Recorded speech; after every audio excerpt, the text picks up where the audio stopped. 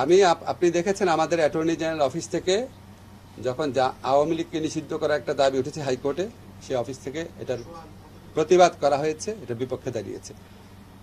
ব্যক্তিগতভাবে আমি মনে করি কোনো রাজনৈতিক দলকে নিষিদ্ধ করার পক্ষে আমি না, আনলেস আপনার যদি একদম সুশক্তভাবে জঙ্গি তৎপরতা, রাষ্ট্রবিরোধী তৎপরতা, কোট আনকোট যে বিভিন্ন পলিটিক্যাল পার্টি রেটরিক হিসাবে ইউজ করে সেটা না, সত্যিকার অর্থে সেরকম থাকলে তাও প্রচণ্ড সততার সাথে তদন্ত করে দেখে হয়তো এটা করা যেতে পারে। জেনারেল রুল হিসাবে আমাদের সংবিধানে সংগঠন করার স্বাধীনতা আছে।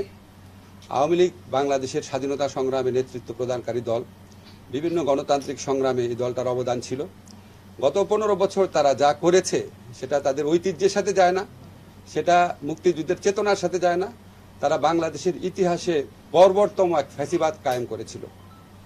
এই কর্মকাণ্ডের জন্য ব্যক্তিগত দায় থাকতে পারে, লিডারদের সামষ্টিক দায় থাকতে পারে, বা দল হিসাবে ব্যক্তিগতভাবে আমি বলছি, দল হিসাবে আওয়ামী লীগ মানে নিষিদ্ধ করা দল হিসাবে মনে হয় না সমীচীন হবে।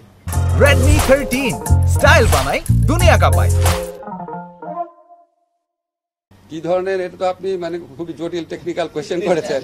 এটা একটা বিশেষজ্ঞ পর্যায়ে মতামত ছাড়া বলা সম্ভব না। তবে আমি মনে করি, ধরেন যারা বাংলাদেশের অস্তিত্বে বিশ্বাস করে না, সার্বভৌমত্বে বিশ্বাস করে না, বাংলাদেশের আপনার যে আমাদের যে গণতান্ত্রিক রাজনীতি সেটাকে নস্যাৎ করতে চায়, আমাদের বাংলাদেশে আমাদের মুক্তিযুদ্ধের চেতনা যেভাবে আমি চেতনা বুঝি আর কি, একটা ডেমোক্রেটিক বৈষম্যহীন শোষণহীন সমাজ, এটাকে ধ্বংস করার জন্য যারা আপনার সিস্টেম্যাটিক্যালি মানে তাদের সশস্ত্র একটা সংগ্রাম করে, একদম প্রাইমারি চিন্তা করে আপনাকে বলছি। তবে আমি মনে করি যে মানে মতামত প্রকাশের স্বাধীনতা যত অবারিত রাখা যায় ততই ভালো। নির্বাচন কমিশনে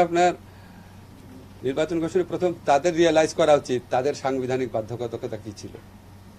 ভুয়া নির্বাচন করা তাদের সাংবিধানিক বাধ্যবাধকতা ছিল, তারা আগে নিজের বিবেচনা করুক। ওই যে নিজে আপনি আচরি ধর্ম আছে না, তারা প্রথম আত্মসমালোচনা করুক, তারপর দেখা যাবে। আমি ওনার প্রধান নির্বাচন কমিশনে একটা লেখা দেখলাম, উনি এখন কি স্বৈরাচারী অগণতান্ত্রিক সরকার বলছেন, করেছেন না সমকালে বলেছেন না, উনি বলছেন যে ওনাদের ফাঁসির একটা ইয়ে হতে পারে যদি ওনারা না উনি আগের সরকারকে কি ঘোষণা করেছেন, স্বৈরাচার বলেছেন না। তাহলে উনি তো মানে উনার আগে আত্মসমালোচনা করা হচ্ছে, এই স্বৈরাচার সরকারটা আসছে কার অভিভাবকত্বে, উনার অভিভাবকত্বে। যাই হোক, এটা কোনো দরকার কি দরকার না, এটা উনার কথায় আমাদের মানে মানে উনার কথাতে আমাদের পরিচালিত হওয়ার কোনো কারণ নাই। আমাদের যথেষ্ট আইন বিশেষজ্ঞরা আছেন, আমরা সবসময় সবকিছু মানে দিকে দৃষ্টি রেখে এটা করব। আর আমরা সবসময় বিশ্বাস করি ডক্ট্রিন অফ নেসেসিটি বলে একটা কথা আছে। তারপর আপনার আমাদের সংবিধান পরিবর্তনগুলো কিভাবে হয়েছে সেটা নিয়েও কোর্টে মামলা আছে। এখন এই বিষয়ে মতামত করার